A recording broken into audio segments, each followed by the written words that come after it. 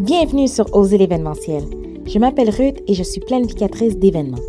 Sur ce podcast, on aborde tout ce qui touche à l'événementiel. Que ce soit par mes propres expériences ou à travers celles de mes invités, j'espère que ce contenu vous aidera à oser réaliser des événements pour enfin propulser votre entreprise. Bonne écoute!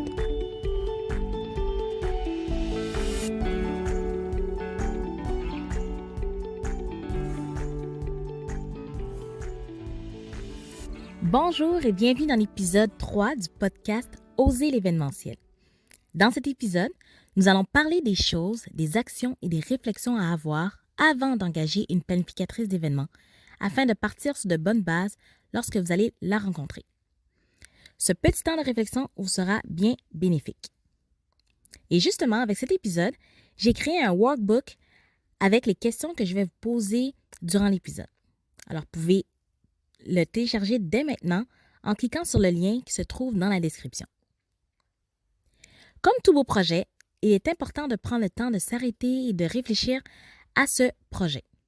Ici, on parle de la réalisation d'un événement corporatif.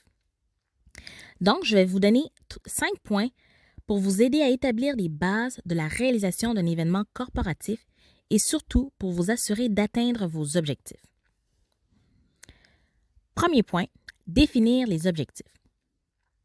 Prendre le temps de définir des objectifs derrière l'événement aidera à atteindre les objectifs d'entreprise. Ils sont étroitement liés. Alors, posez-vous la question suivante. Quel est le retour sur investissement que vous voulez avoir après l'événement? Il n'y a pas seulement l'aspect monétaire en termes d'objectifs. Non pas que ce n'est pas important, mais quand on pense à une entreprise, elle est là aussi pour servir, puisqu'elle répond à un certain besoin.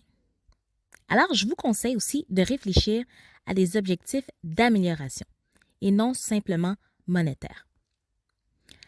En termes d'objectifs d'amélioration, vous pouvez penser par exemple à vos services, à vos produits, à votre service à la clientèle, à la proximité avec votre clientèle et dans le développement aussi de vos relations d'affaires ou encore à votre culture d'entreprise. C'est tous des points qu'on peut améliorer avec un événement. Alors, que ce soit un événement interne ou un événement externe. Posez-vous aussi la question suivante.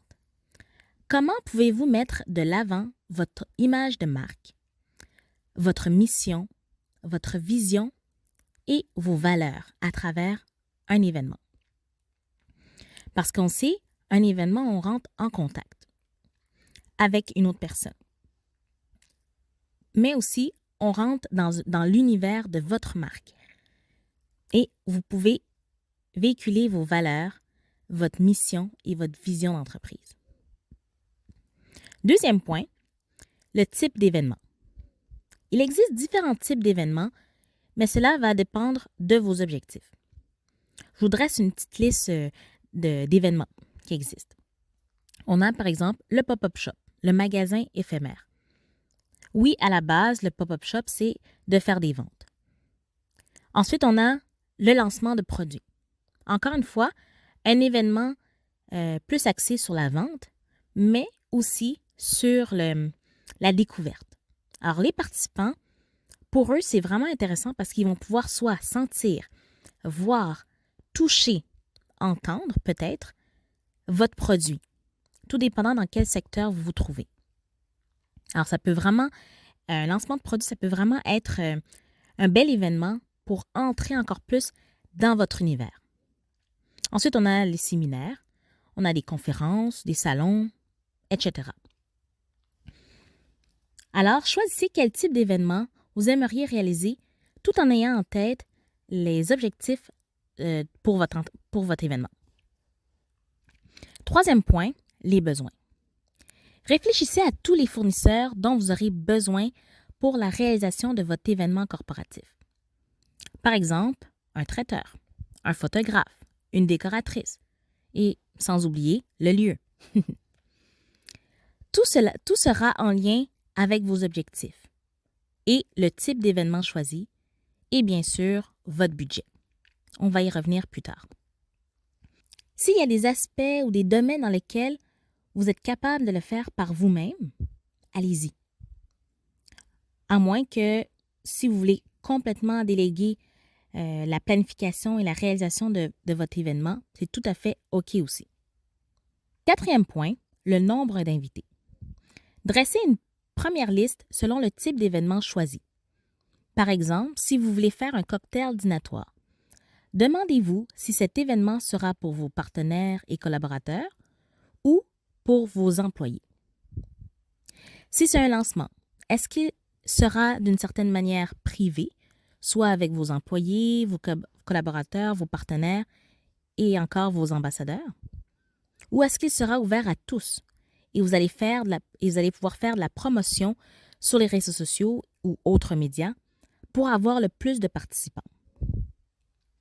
Si c'est ouvert à tous, outre la liste des personnes importantes qui doivent être présentes à votre événement, je vous conseille d'arrêter la liste à ces gens-là. Ensuite, établir le nombre d'invités pour un événement corporatif va vous aider à établir un budget, à définir les besoins et à définir aussi les objectifs. Alors, comme vous pouvez le voir, les points sont liés. Comme dernier point, le budget. Établissez un budget pour la réalisation d'un événement corporatif est nécessaire pour ne pas faire de dépenses inutiles. Alors, prenez vraiment le temps de réfléchir à votre budget.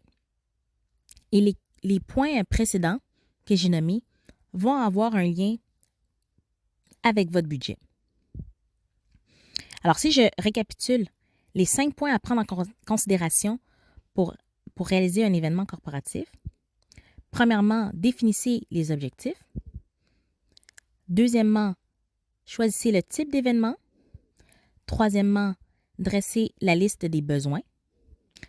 Quatrièmement, connaître le nombre d'invités. Cinquièmement, le budget disponible. Je vous rappelle que j'ai créé un workbook avec les questions que je vous ai posées durant l'épisode. Alors, vous pouvez le télécharger dès maintenant en cliquant sur le lien qui se trouve dans la description. Merci d'avoir écouté cet épisode jusqu'à la fin.